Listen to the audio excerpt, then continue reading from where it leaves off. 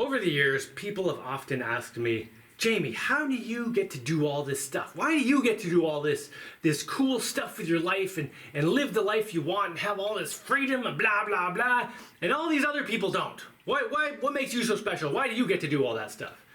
Well, I don't get to do everything I want, but yeah, I get to do a lot of stuff that I want. Like way more than most people. And I often don't have a good answer to this question. However, some recent events have made me think of some things and remember some things that were kind of turning points in my life. So let me just go through it with you.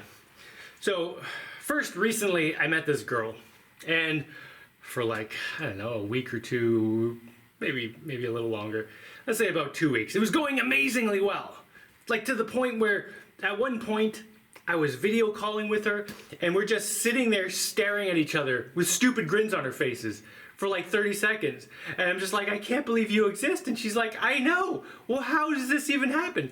Because we were like agreeing on like 98% of everything. And for a weirdo like me, that is not something that happens. Anyway, but then she started getting a little more distant. And saying things like, well, yeah, you know, people choose misery over happiness because, you know, it's kind of easier in the moment. And now we've been talking about her coming to visit and how much she needs to be here because she wants to do all this stuff that I'm doing here and agrees that, you know, there are all these problems in the world and this is a great way to live and blah, blah, blah. So as long as it was hypothetical, she was like so excited about it, right? But then the moment it became, okay, go get your passport renewed. And that's all you gotta do. Just one step. Go get your passport renewed. At that point, she just kind of like short-circuited and didn't talk, and then, you know, blew up at me, and like it all just went. And I've had this experience with people in the past. I mean, sometimes with, you know, potential partners, but like a lot of times it'll be with friends who are, like I had this friend who was saving money for this big thing he wanted to do. This thing he'd wanted to do all his life. He'd been dreaming about it, he had it all planned out and everything, and he saved the money to do this thing. And then suddenly he just bought a brand new car that he did not need, like a brand new car. Way overpriced. And it was like the idea that he could do the thing for real freaked him out so much that he just short-circuited and said, I have to self-sabotage myself, and then he ruined it, bought the brand new car and said, oh, okay, now I can relax. I don't have to do anything scary that might result in something incredible and amazing. Okay, it was like relieving to just accept mediocrity and do nothing. And, you know, every time I see this happen, I'm always like, people, what are you doing? You had life in your hands. It was right there. You just had to hold on and go. But I think back to a time when I did this, because I used to do this too.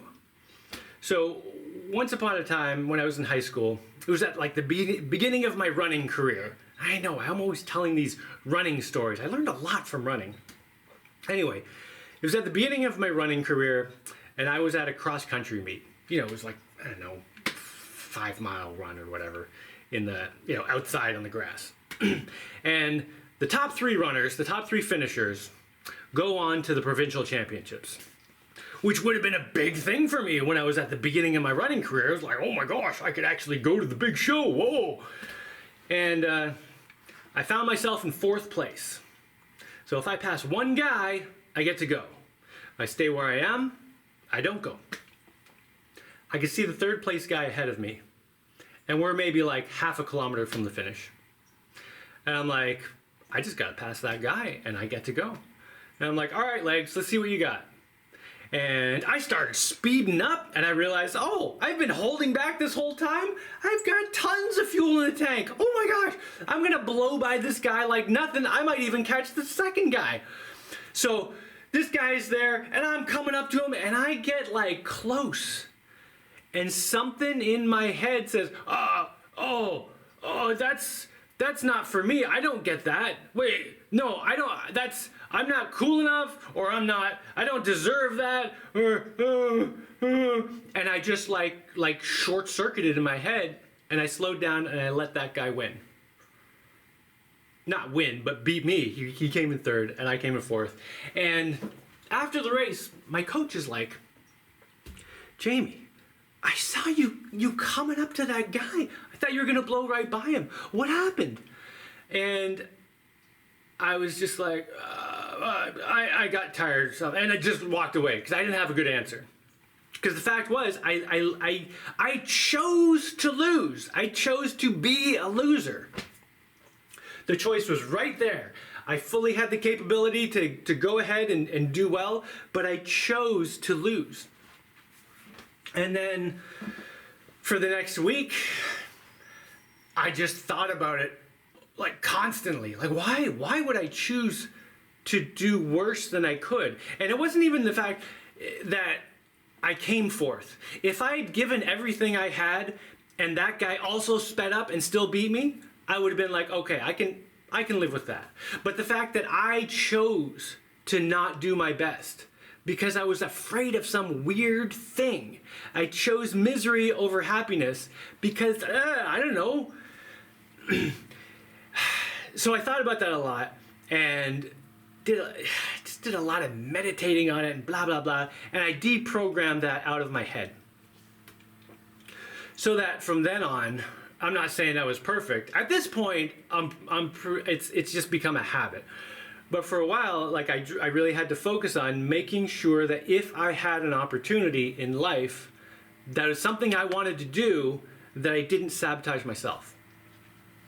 And I mean, I can make a whole other video about why this happens to us, where this is coming from, somewhere between some built-in instincts and training we have in schools and our society and propaganda and all this stuff. But the fact is, we end up with this idea in our head that we don't deserve something. We're not allowed to take a chance on ourselves. And we can't take a chance on something amazing because it's scary, because it might fail. And if we try to do something and we fail, then it's our fault and we look stupid. But if we just do what's expected of us, then no one's gonna yell at you, right? Which is crazy. Considering that, you know, life is a game where you don't get to reload. Like you do it once and that is it.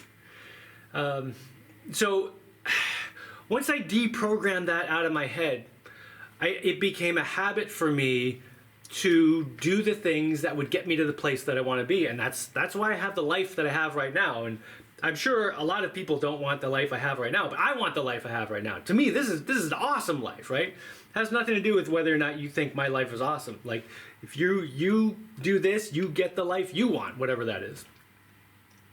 But that's what it comes down to. Like, choosing.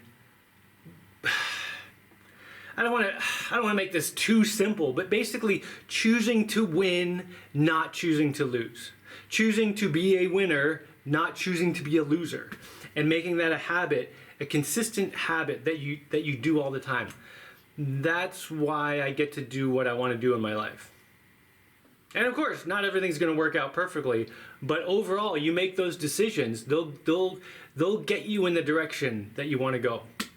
All right, I gotta go do some winning.